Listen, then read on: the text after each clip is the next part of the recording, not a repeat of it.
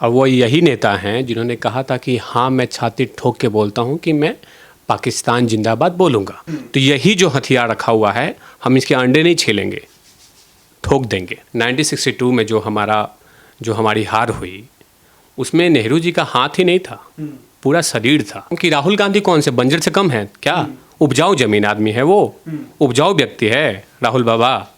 राहुल बाबा भी बंजर की तरह है। दुनिया का सबसे बड़ा बंजर लड़का, बंजर, कोई पैदावार नहीं हो सकता। राहुल बाबा पहला ऐसा बंजर व्यक्ति है, राहुल गांधी, जिसके ऊपर घास भी नहीं उगे। कि आप आत्मनिर्भर नहीं बनिए, आप चीन निर्भर बनिए। भारतीय सेना हमेशा से मुंहतोड़ जवाब दी है और देती रहेगी। सीडोफ्रेमिया नामक बीमारी से जूझ रहे हैं राहुल गांधी। घर में जो है 24 अकबर रोड, वहाँ पे भी इंटरटेनमेंट करते हैं। जितने भी कांग्रेसी नेताओं हैं उनके भी पापा पापा आ गया, मेरे भैया भैया भैया आ गए। कि सबसे बड़ा बंजर व्यक्ति तो राहुल बाबा है कांग्रेस में। उसको दे दो इटली को, या किसी सर्कस को दे दो, ताकि पूरा इंटरटेनमेंट होता रहे पूरा देश का। अरे हमारे मोदी जी मौनी बाबा नहीं हैं, हर मुद्दों पे बात करते हैं। सो जाऊं, 10 बज गया है, क्या करूं? तो तुम जाके सो जाओ, कोई दिक्कत नहीं है, सो जाओ, कल सुबह 7 बजे मिलेंगे। समझे मनमोहन? दोस्तों नमस्कार। आज हम बात करेंगे कांग्रेस की, और कांग्रेस के अधीर रंजन हैं। और अधीर रंजन आपने पहले भी देखे थे, जिनकी भाषा मर्यादा बिल्कुल एक गली के गुंडे जैसी है। दूसरी बात, आज अगर उनकी हम बात करें तो आज सेना के ऊपर उन्होंने बहुत बड़े सवालिया निशान खड़े कर दिए हैं। उन्होंने कहा है कि हथियार क्या अंडे छीलने के लिए रखे हैं।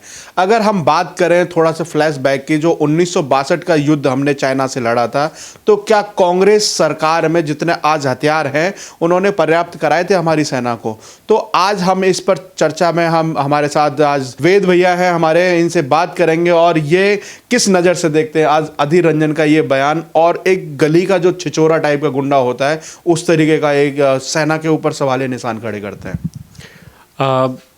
अधीर रंजन चौधरी जिन्होंने आज कहा है कि कांग्रेस के अपोजिशन लीडर हैं संसद में, अधीर रंजन चौधरी वो हैं जिनको कि पोजीशन पचा नहीं पा रहे हैं। और वो यही नेता हैं जिन्होंने कहा था कि हाँ मैं छाती ठोक के बोलता हूँ कि मैं पाकिस्तान जिंदाबाद बोलूँगा, उसमें कोई हर्ज नहीं होना चाहिए। तो ये पश्चिम बंगाल से आते हैं, और पश्चिम बंगाल से आते हैं तो इनको जो ये पोजीशन मिला है विपक्ष का, वो पचा नहीं पा रहे हैं। और आज इन्होंने बोला कि हम जो सेना के पास जो आर्म्स हैं, जो हथियार हैं, वो अंडे छीलने के लिए रखे हुए गए हैं। अब इनको मैं बता दूं आपके चैनल के माध्यम से कि जो सेना के पास आर्म्स थे गलवान घाटी में, चाहे जहाँ पे भी हैं, वो अंडे छीलने के लिए रखे हुए हैं। वो इलाज करने के लिए रखा हुआ है, और इन जैसे लोगों के लिए है। जिस दिन ये देश के खिलाफत कुछ ज़्यादा कुछ कर दिए, तो यही जो हथियार रखा हुआ है, हम इसके अंडे नहीं छीलेंगे, ठोक देंगे। क्योंकि जिस तरह से इनकी भाषा दिन पर दिन होते जा रही है। और ये देखिए, सवाल अधीर रंजन चौधरी की नहीं है, कांग्रेस पार्टी में बहुत बड़ी फेरी लिस्ट है कि जैसे ही देश में कुछ ऐसा प्रॉब्लम शुरू हो, तो हम एक्टिवेट हो जाना है। कि हम या तो सेना को डेमोरलाइज करेंगे, या देश में जो कुछ काम चल रहा है उसको डेमोरलाइज करने की कोशिश करेंगे। जैसे अभी पाकिस्तान में आपने देखा कि पाकिस्तान में जब सर्जिकल स्ट्राइक हुआ था, हमारी जब सेना ने सर्जिकल स्ट्राइक किया, तो उन्होंने क्या कहा कि सबूत दीजिए, DVD दीजिए, HD क्लैरिटी वीडियो दीजिए। उसके बाद अब जब चीन में ऐसा हुआ है, तो उन्होंने शुरू कर दिया, एक्टिवेट कर दिया। क्योंकि देखिए, अब अधीर रंजन चौधरी ही नहीं हैं, उनके पार्टी के लोग भी हैं, और उनके सबसे बड़े जो युवराज हैं, जो उनके कुल देवता हैं राहुल बाबा, वो भी हैं। ये सभी लोग लग चुके हैं कि हमें कैसे प्रधानमंत्री मोदी जी के नीतियों को डेंट करना है, उसको चोट करना है, और उसमें ये लगे हुए हैं। मैं आपको बता दूं एक चीज़ का, कि अधीर रंजन चौधरी के बाद राहुल बाबा में एक बीमारी है जिसका नाम डोपामीन, एक द्रव्य है जो माइंड में होता है, वो बढ़ जाता है। जब वो लिक्विड बढ़ जाता है दिमाग में, तो एक बीमारी शुरू होती है, सीडोफ्रेमिया एक बीमारी है।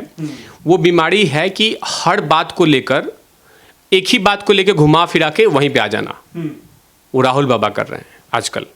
देखा होगा आपने कि 9 बजे या 10 बजे वो एक टाइम बांध लिया है कि मुझे जाना है, मुझे घर जाना है, मम्मी के हाथ का हॉर्लिक्स पीना है, फिर पोगो चैनल देखना है, नेटवर्क देखना है, कार्टून नेटवर्क देखूंगा और फिर शाम को अगले दिन 10 बजे आके एक ट्वीट करूंगा और मोदी से सवाल पूछूंगा कि आप कर क्या रहे हैं।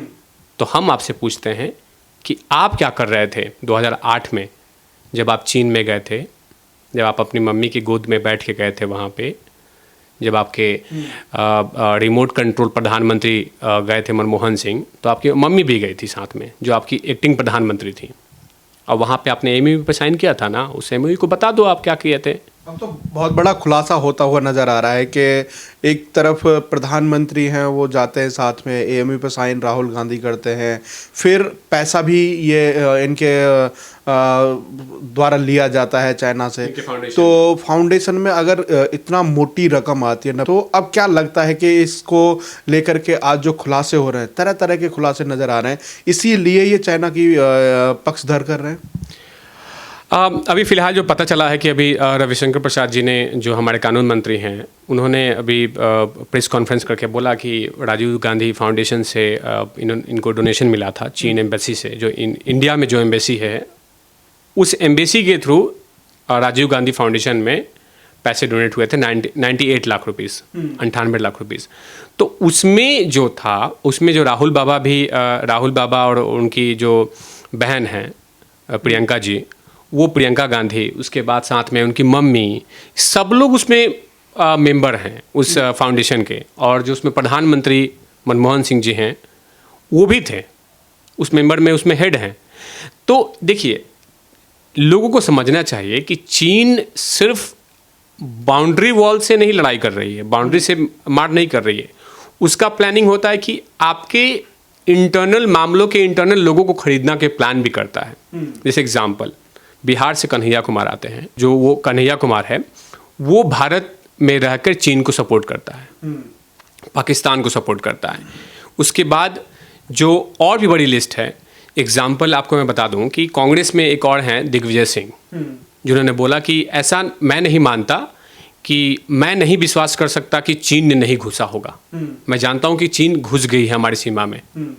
आप अपने सेना पर क्यों नहीं विश्वास कर रहे हैं?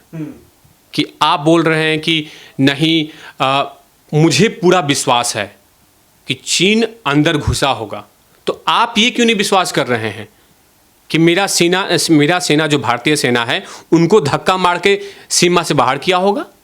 ऐसा तो नहीं है कि जिस समय कांग्रेस का शासन था 1962 में, चीन से जब युद्ध हुआ था, कैनवस शूज पहना करके सेना को भेजा गया था, हथियार भी पर्याप्त नहीं थे, इस वजह से हमारी सेना उस समय हारी थी।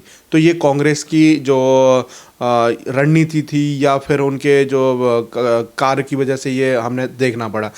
वही आकलन लेकर के आज भी वही सेना को उसी आकलन से आंकते हैं। क्या उनको पता नहीं है कि ये 2020 का भारत है, 1962 का नहीं? हमारी सेना इतनी सक्षम हो गई है कि जब हमें बड़े बड़े देशों से बहुत बड़े बड़े हथियार आ चुके हैं, आज फाइटर प्लेन उस घाटी के ऊपर दौड़ रहे हैं, उससे कहीं ना कहीं अब चाइना भी पीछे हटने के लिए तैयार हो चुका है। देखिए, सबसे बड़ी बात है कि जिस पार्टी के लोग लेकर, मैं आपको बता दूं, कांग्रेस पार्टी जो है, उसके लिए देश हित इम्पॉर्टेंट नहीं है, उसके लिए परिवार हित इम्पॉर्टेंट है। परिवार उसके लिए सबसे सर्वोपरि होना चाहिए, देश इम्पॉर्टेंट नहीं है। 1962 में जो हमारी हार हुई, उसमें नेहरू जी का हाथ ही नहीं था, पूरा शरीर था। और लोग, जो मुझे नहीं पता है, जो मेरा विश्लेषण है कि लोग जानते हैं कि नेहरू जी ने देश को बचा के रखा है।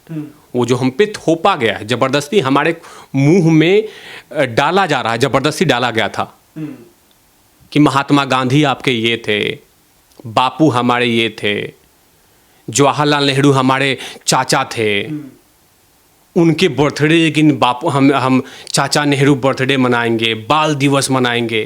ये सब हमारे ज़बरदस्ती हमारे माइंड में डाला जाता है। लेकिन कांग्रेस के लिए देश हित इंपॉर्टेंट नहीं है। अगर देश हित होता, मैं आपको बता दूं कि एक ये भी सोर्सेज बता रहा है, और एक सोर्सेज नहीं है, ये बात हुई थी। एक बड़े से पत्रकार ने अपने बारे में लिखा, उसने अपने बुक में लिखा था, मानसरोवर, और मानसरोवर के आसपास में जो है हमारा एक जो चीन और भारतीय सेना इसमें है, उसको भी देने के तैयार हो गए थे ये लोग। सियाचिन इसलिए देने के लिए कोशिश करते थे कि इनका ये मतलब था कि सियाचिन में कि अगर हमारी सेना आतंकवादियों से और दुश्मनों से जितना नहीं मरती है उतना आपात स्थिति में मर जाती है, यानी कि नेचर के कारण, प्रकृति के कारण मर जाती है, तो इससे बेहतर है कि हम उनको दे दें। तो एग्जाम्पल करो ना। ये तो नेहरू ने ये भी कहा था कि बंजर जमीन है, इसमें कोई कुछ चीज़ होती नहीं है। तो वो कहीं ना कहीं सामने आज वो भी खुलासे हो रहे हैं कि सोनिया गांधी और नेहरू सियाचिन को भी देने के लिए तैयार थे। साथ में अब सबसे बड़ा खुलासा ये भी हुआ है कि जो असम है, असम से इन्होंने ऑर्डर दे दिए थे कि सेना को वापस लाने के लिए और असम को चाइना को देने के लिए। ये सबसे बड़ा आज का खुलासा है। और जबकि हमारी सेना वहाँ पर डटी रही, इसी वजह से आज असम हमारे साथ है, नहीं तो वो भी चाइना को ये साथ चला गया होता। जिन लोगों ने कहा था कि मानसरोवर या सियाचिन ये बंजर जमीन है, तो मैं आपके चैनल के माध्यम से बोलता हूँ कि राहुल गांधी कौन से बंजर से कम है क्या? उपजाऊ जमीन आदमी है वो, उपजाऊ व्यक्ति है राहुल बाबा। राहुल बाबा भी बंजर की तरह हैं। उसमें क्या करना चाहिए? उसको भेज दो इटली भेज दो। जरूरत है कि बंजर में बार बार आप बीज डाले जा रहे हैं, वो बार बार उसको उठा के लोग चेयर पर्सन बनाना चाहते हैं कि आप अध्यक्ष बन जाइए, और वो अध्यक्ष नहीं मम्मी नामी मैं तो कार्टून नेटवर्क देखूंगा, मैं देश का एंटरटेनमेंट करूंगा। मैं तो आपके चैनल के माध्यम से ये भी बोल रहा हूँ, देश के प्रधानमंत्री मोदी से गुजारिश करता हूँ, रिक्वेस्ट करता हूँ मैं कि उनको एक शिक्षक भी दी जाए जिनको सरेंडर और सुरेंदर में अंतर नहीं पता है। कार्य समिति को कायर समिति लिखते हैं और आप उस पार्टी पे और उस व्यक्ति पे विश्वास करते हैं। देखिए, नेहरू जी या इंदिरा जी या कांग्रेस पार्टी के बड़े बड़े लीडर, मैं नरसिंहा राव जी का बात नहीं करूंगा, नरसिंहा राव जी बहुत प्रकांड व्यक्ति थे, या लाल बहादुर शास्त्री जी बहुत महान व्यक्ति थे जिनके पैरों के धूल के बराबर मैं नहीं हो सकता। लेकिन नेहरू जी, गांधी परिवार जो है, उसके लिए सत्ता इंपॉर्टेंट नहीं था, उनके लिए उनका परिवार इंपॉर्टेंट था, उनका नाम इंपॉर्टेंट था। कौन उनके लिए जीता है, देश के लिए नहीं जीता है। लाल बहादुर शास्त्री जी देश के लिए जीते थे।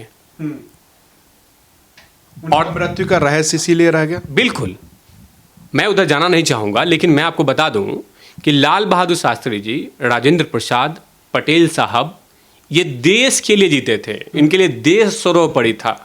लेकिन कांग्रेस के लिए, माफ कीजिएगा, गांधी के लिए, गांधी परिवार के लिए देश हित इंपॉर्टेंट नहीं है, परिवार हित इंपॉर्टेंट है। अब सोचिए, दुनिया का सबसे बड़ा फेलियर लड़का, दुनिया का सबसे बड़ा बंजर लड़का, बंजर, कोई पैदावार नहीं हो सकता।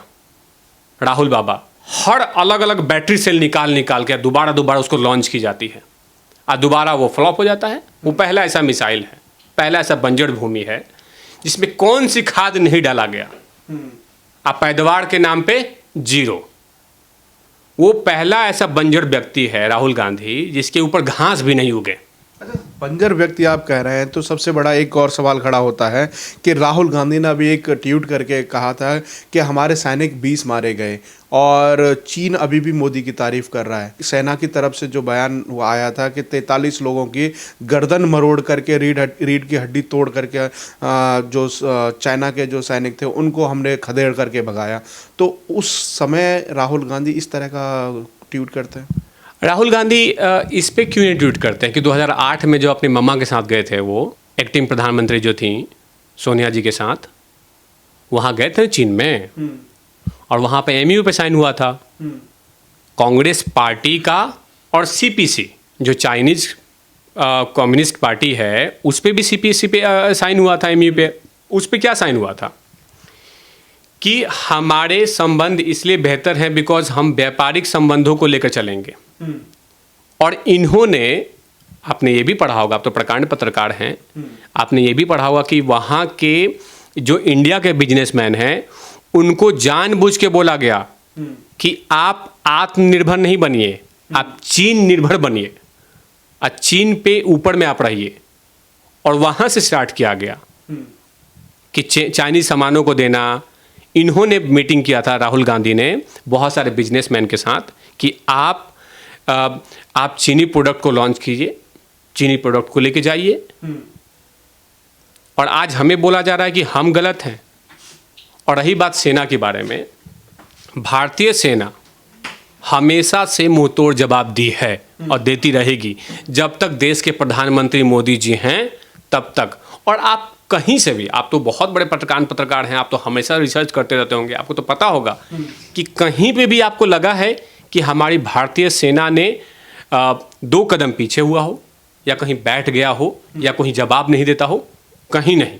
वो चाहे सर्जिकल स्ट्राइक हो, चाहे म्यांमार वाली घटना हो जो म्यांमार में घुस के हमने मारा था, वो भी, चाहे आप कहीं पे भी जाओ, आप हमारे पास जितने भी बाउंड्रीज हैं हमारे पास, वहाँ पे सेना को हमने अंडे छीलने के लिए नहीं बोले गए थे। जैसे रंजन चौधरी बोल रहे हैं कि हमारे सेना के जो आर्म्स रखे हुए हैं, अंडे छीलने के रखे हुए हैं, ये बेहद घटिया और गली के क्या बोलते हैं उसको, तिलंगी लगाने वाला नेता है ये आदमी, रंजन चौधरी।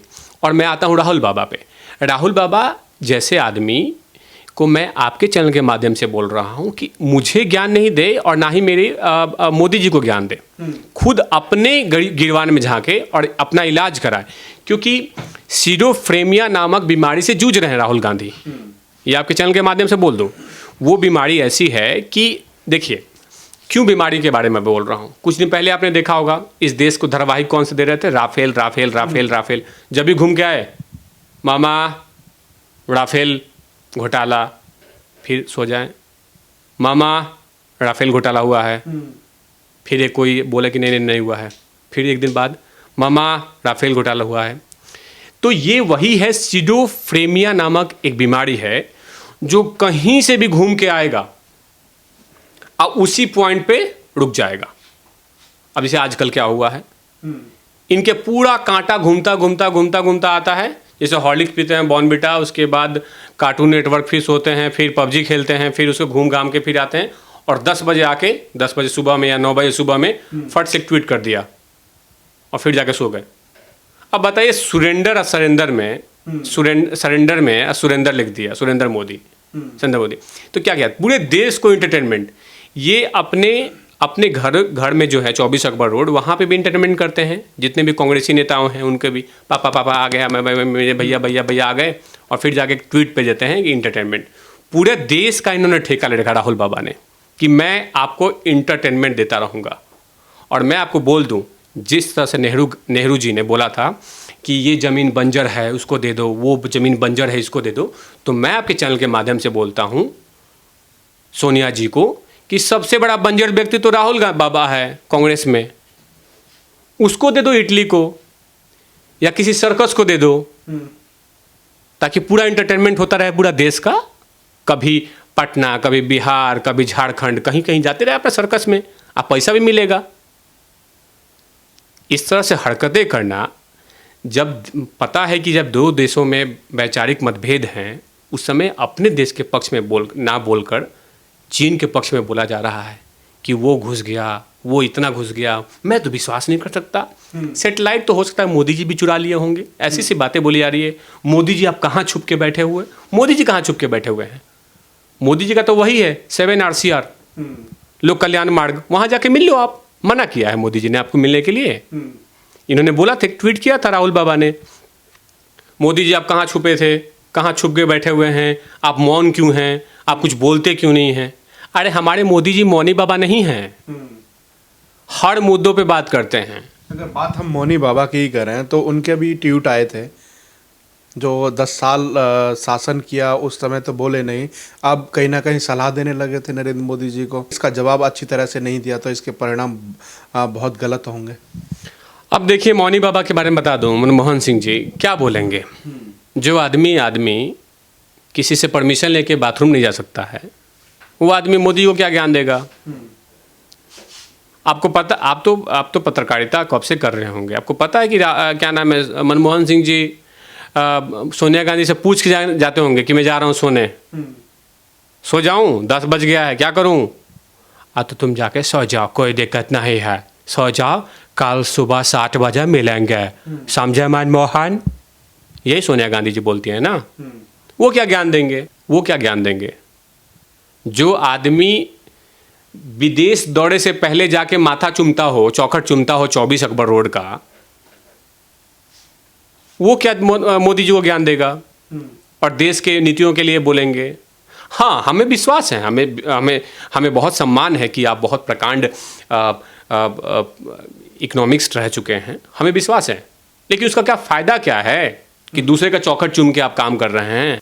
और आप अभी ज्ञान देने के बेहतर है कि आप उन लोगों को ज्ञान दीजिए जो लोग आपके पक्ष में बैठे हुए हैं, जो लोग कायर समिति लिख रहे हैं, जिनको कायर समिति लिखना चाहिए।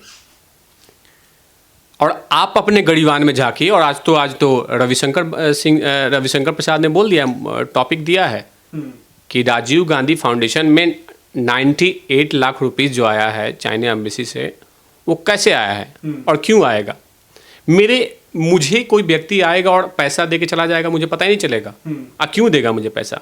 कहीं ना कहीं उसके पीछे कोई साजिश है।